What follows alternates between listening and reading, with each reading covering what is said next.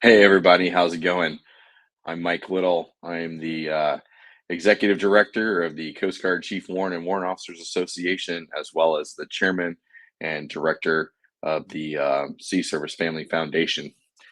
A lot of you probably remember me from 2019 when we would come on here and talk about different issues that were happening during the government shutdown, as well as trying to provide everyone with information so you can have it at your disposal so that um, we try to keep you as informed as we possibly can.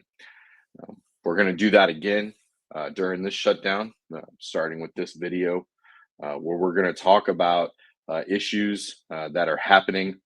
Um, my main goal as the executive director of the CWA is to just bring you legislative updates. We'll work to get information through our partner organizations, the Chief Petty Officers Association, the Enlisted Association, as well as Sea Service Family. We'll make sure that we're trying to push out to you all different services that are available, different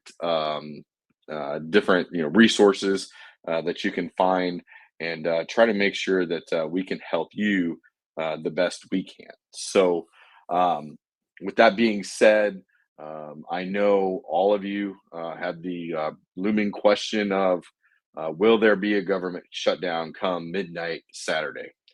And the answer is we don't know yet. We anticipate it. Um, I heavily suspect that the Congress is not going to be able to come up with some sort of resolution by Sunday morning to continue funding the government. But at this time, there is no shutdown, and we won't know really until Congress decides what they're going to do come midnight tomorrow. So, what do we know right now that's happened? Um, we know that last week the United States Senate, with the direction of Senator Ted Cruz and Senator Sullivan, brought forward the Pay Our Coast Guard Act to the floor for debate and vote, and it was shot down by Senator Patty Murray. And I, I'm going to go ahead and just let you know that I anticipated that was going to happen, as well as Mr. Ostrowski, the president of the Chief Petty Officer Association. Um, that's uh, that's the prerogative of the Democrats on that. They didn't want to just pay one branch of the military. Miss Murray stated that hey, look, we could pass this and it would be great, but we would then have five other branches that aren't getting paid as well. So come back when you have a different resolution. So they did. Senator Sullivan has a piece of legislation out there, as well as Jen Kiggins, and they brought those forward for a vote. And they brought the Sullivan bill for a vote this week, and they shot it down. And it was said, hey, if you want to pay the military, then let's fund the entire federal government.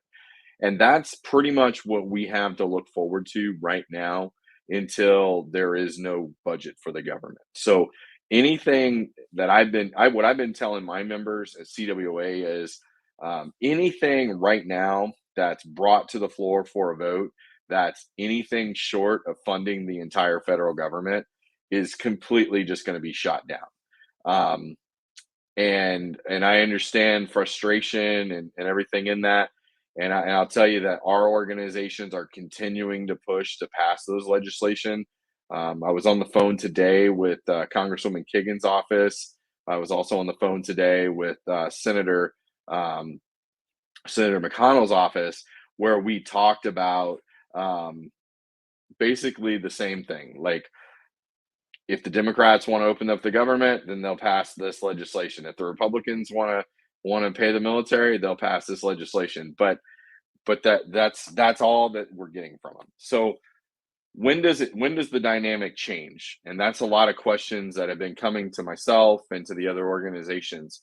When do we expect Congress to actually take seriously the fact of a paycheck for the service members? And the answer probably lies anytime after Sunday. So Congress knows that you all were paid already for this month, and you've received your first paycheck on a couple days ago this week, and they know that they have a deadline. I believe for DoD, the deadline's like the 9th of October, and I think for DHS, the timeline's somewhere around the 12th to get you paid on time. And so, what we envision to be realistic timeline to pass a Pay Our Military Act, Pay Our Troops Act, is really going to lie along the lines of sometime between Sunday morning when there is no budget for the federal government to continue its service, all the way up until one of those two magic dates. Um, I imagine that over my shoulder here, I've been watching C-SPAN on and off all day while I was working, and what I'm kind of thinking is they're trying to pass a continuing resolution right now in the Senate. um, I believe that that is going to pass, but then I think it's gonna die on the House floor. The Republicans are in a different situation than they were in 2019, where any sort of negotiations from Speaker McCarthy is going to lead to um, the Freedom Caucus removing him as Speaker of the House. And so at that point, we would have no leadership of the House of Representatives. And before we could pass anything, we would have to come for a special meeting to appoint a new Speaker of the House. And if you remember what happened in January, that was a really long process where the Republicans couldn't agree who the Speaker of the House was going to be because they didn't have a large enough majority of Republicans that were supporting of Speaker McCarthy. So um, Speaker McCarthy would be completely done at that point. Like if he was to be removed from Speaker of the House, there would be no confidence in a vote from him, and so they would never get to an agreement. So they would have to find another viable candidate to run for Speaker, and that candidate would likely be probably Steve Scalise from Louisiana, who is the current whip, and that is probably not a situation that anyone wants to deal with. And I think Speaker McCarthy and Congressman Scalise they've been monitoring that situation to kind of keep them in check of what's going on as well. So I envision the shutdown actually happening, but then Monday morning I see that's when we'll start to see people actually negotiating for changes. And so come that time, you'll probably start to see members saying, "Okay, let's fund the Department of Education." There's nothing in that bill that we disagree with, which I actually think I just used an example of one of the bills that they do have a lot of contention with, but you kind of get the point, right? So they'll say, "Okay, we're going to pass Department of Transportation budget. We're going to pass the Department of the FBI. We're going to pass this. We're going to pass this," and they'll start to piecemeal all of that together. But they also may not, like they might hold out. But what I do envision is that they don't want to go without paying the entire United States military. So I think come Monday we'll start to see more serious talks about the Pay Our Military Act. We'll see more talks about the Pay Our Troops Act on the House side, and then they'll come together and they'll pass the bill that's right. So I think that we'll start to see those conversations really happen going forward. Now, should the government shutdown continue beyond next week?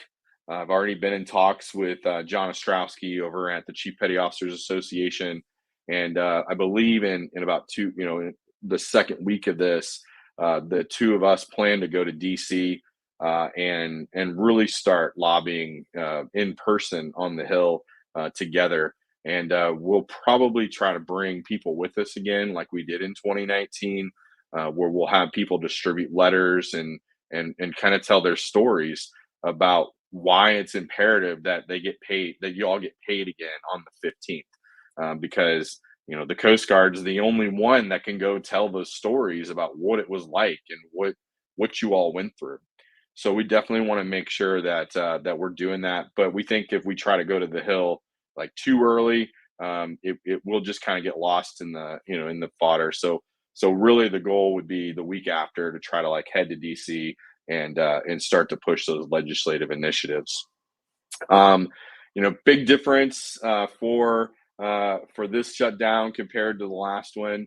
Um, Everybody's involved, right? So in 2019, we actually had a passed appropriations bill for the Department of Defense, which our funding for that does not. We don't fall in there for pay in the appropriations bill for DoD. We fall under the Coast Guard Authorization Act, so we didn't have that in place, and we fall under the Department of Homeland Security. So that's where our pay was for the Coast Guard.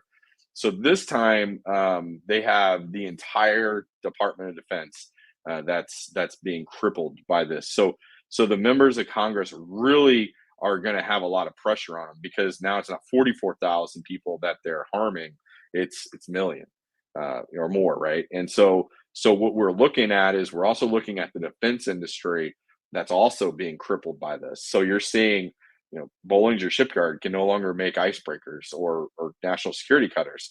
Huntington Ingalls has to stop making their aircraft carriers.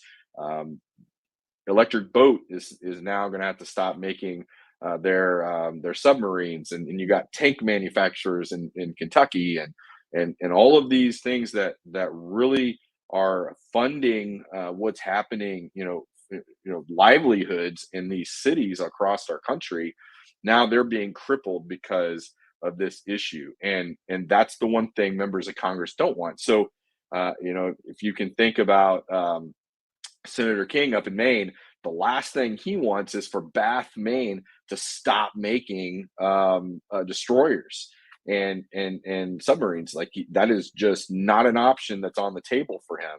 And so that is something that is really going to change the dynamic for fighting for making these serious changes. Now there's some hard charges on in both sides that they are heck bent on the fact that they want what they want. They want less funding for the federal government. They want whatever provisions left out of whatever budget that's out there, and they are going to stand their ground. And they say that, hey, this isn't about not paying the military. This isn't about stopping any sort of benefits. This is about my convictions that I am against X, Y, or Z, and they're going to hold that ground. And that's okay. That they're more than welcome to do that. But what we're asking is that you, our families, our service members, help us put the pressure on them and make sure that they know the livelihoods that they are affecting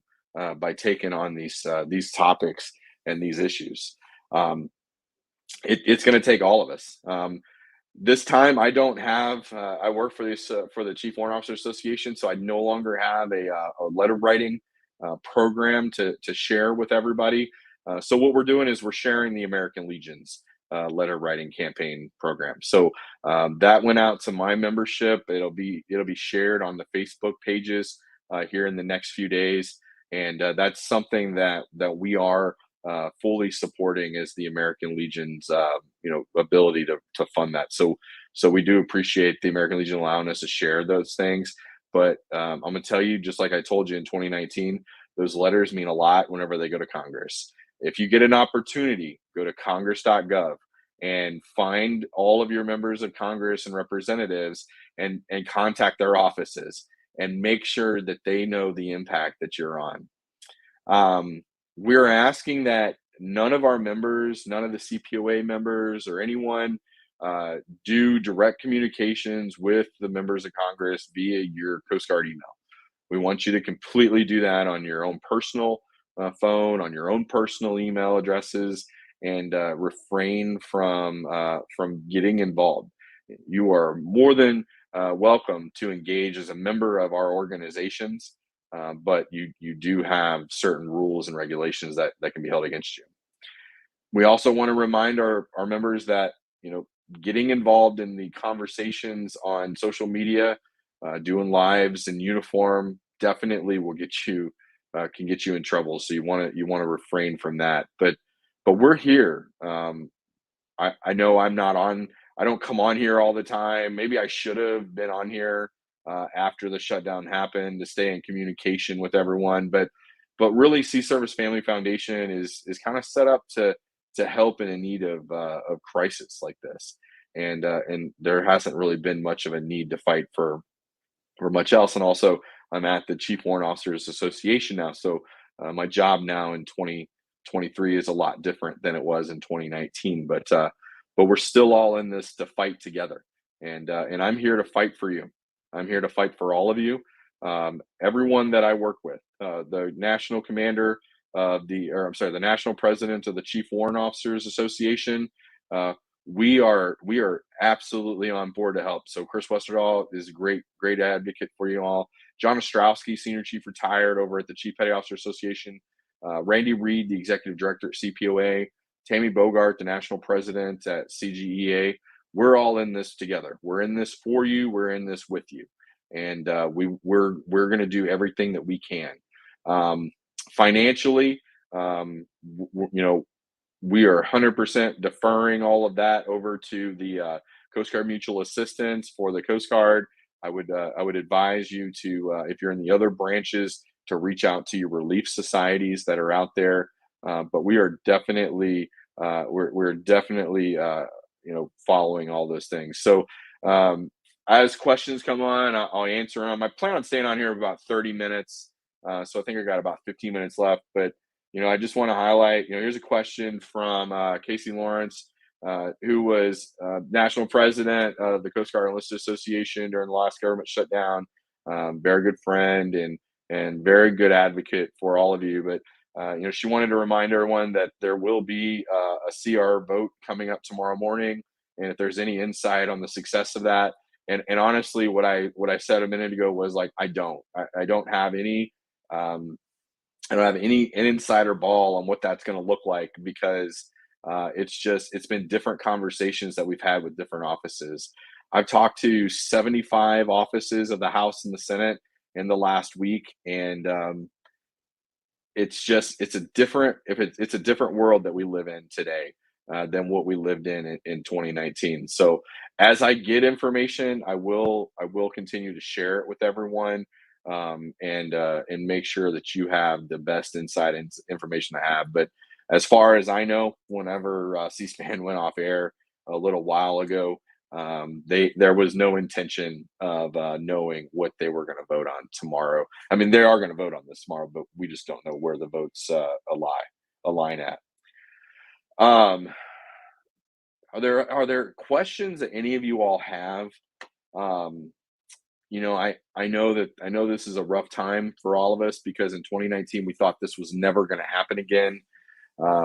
I know there's a lot of frustration because we never passed the Pay Our Coast Guard Act. But if you would have told me in 2019 that at any point in the future that all of the branches of the military would be facing this hardship of going without a paycheck, I would have probably thought you were wrong, and I would have not believed you.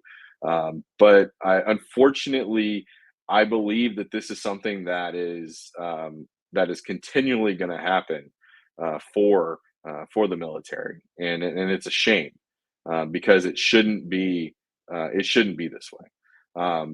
But what I do think is, after this is over, we can't give up the fight. We need to make sure that we're funding the federal military, right? So I am proposing that all of our organizations continue to fight and work to advance fund pay for the military a year in advance, like we do for veteran benefits.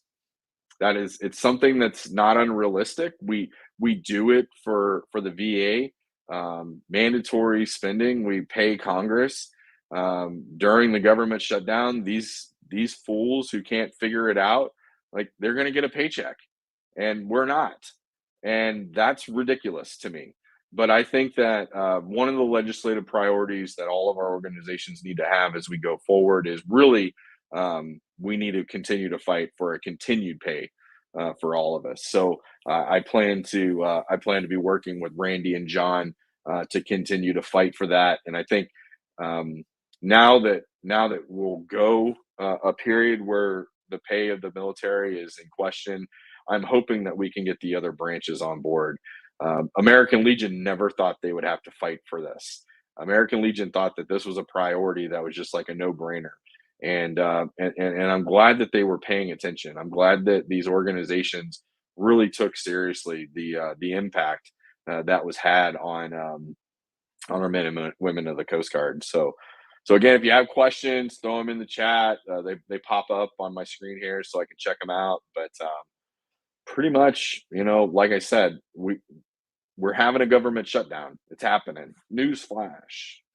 Hear it here first. Not really, but government shutdown is going to happen. But I do think that that we're going to be able to see some sort of resolution before we get to a missed pay period, just because it's everybody. It's everybody this time. Governments have shut down. Governments shut down a lot since the 1970s when they started tracking this. So it wouldn't be the first time they shut down the government, and had uh, they had your pay in a bind. Um, but typically, they're able to resolve those issues within 3 or 4 days, right, or a week, or definitely they're able to actually trying to get you resolved quickly. So I think that hopefully we're going to get back to where we were. Fun fact, if you didn't know, the last time the United States military went without a paycheck, 1877. 1877, the military went without appropriations for an entire year. I'm sorry, 6 months. It was 6 months, but they shut the government down for a year. But they did come back and pass an appropriations to pay the military for that time. So I don't really have anything else. So I mean, I'll stick around for just a few more minutes here. I don't want to keep these like super long. I will be bringing John Ostrowski on for some of these conversations. I'll probably be bringing on Chris Westerdahl for some conversations. I really want to get Tammy on one of these. She's a hoot. Y'all would enjoy talking with her, and we'll just keep having these conversations with you to make sure that what's happening. And as we're hearing from Congress, we're going to make sure that you know. So if you're looking for updated information, just check on the pages where you found this video. You can also check them out. Check us out on the Chief Warrant Officers Association in our news blog. We'll have it there. Everything that we share will be on those pages as well. So I really very much appreciate everybody jumping on and just like watching. If you're watching this after the fact, please throw questions in the comment bar, and I'll make sure that I'm trying to answer those the best I can. Again, if you're looking for resources, make sure you come into one of our organizations. We'll share those, and I'll make sure that I get that information out to you as well. Thank you. Thank you very much. I appreciate it. Appreciate it. Um, Again, if you're part of the CPOA, CWOA, CGEA, that's where you're going to get your most information. So I definitely appreciate it. Uh, all right. That's all I got. So thanks a lot, everybody. I'm going to log off now, and I'll see everybody soon. Have a good one.